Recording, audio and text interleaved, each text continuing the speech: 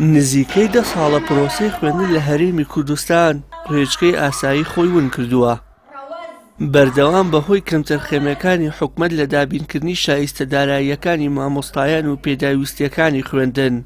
پرۆسەی خوێندن گرفتی بۆ دروست بووە و مامۆستایانیش بە ناچاری ڕێگەی بایکۆتیان گرتووەتە بەر، بەڵام حکومەت بێباکانە لە مەترسیەکانی سەرکەرتی خوێندنی ڕوانیوە.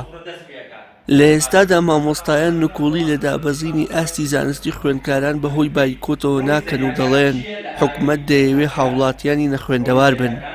سەوای لە تۆ قوتابیەکان بەس پاڵیان پێوەندرێ قوتابێک لە 6 سەرەتایی لە 5 سەرەتایی هەڵمساندە وتمە ناوی خۆت و باوکە باپیری بنووسە من لە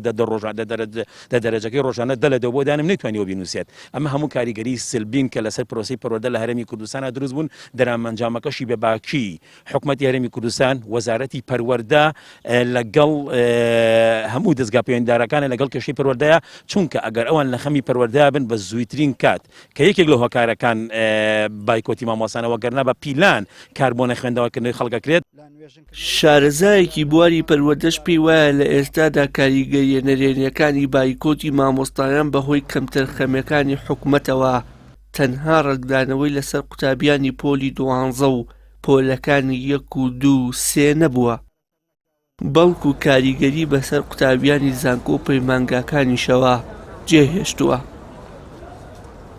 لەم پێشە ساڵی ڕابردووە کە ئەچێتە زانکۆ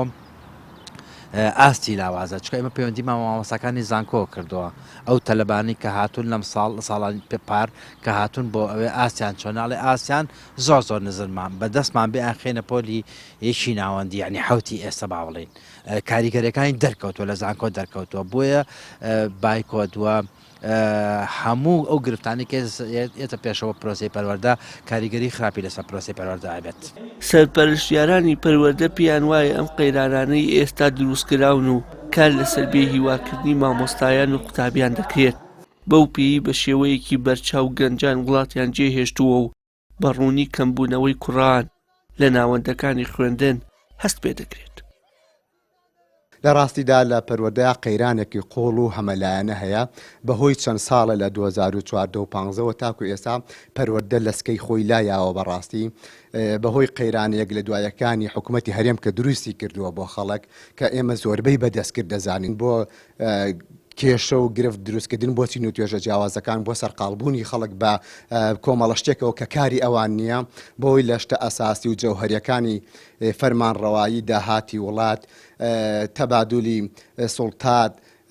لەو شتانەی کە پێویستە خەڵک قسەی لێ بکە سەر ئەوەی نەپەرژەوە بەم شتانەوە خەریک بێت.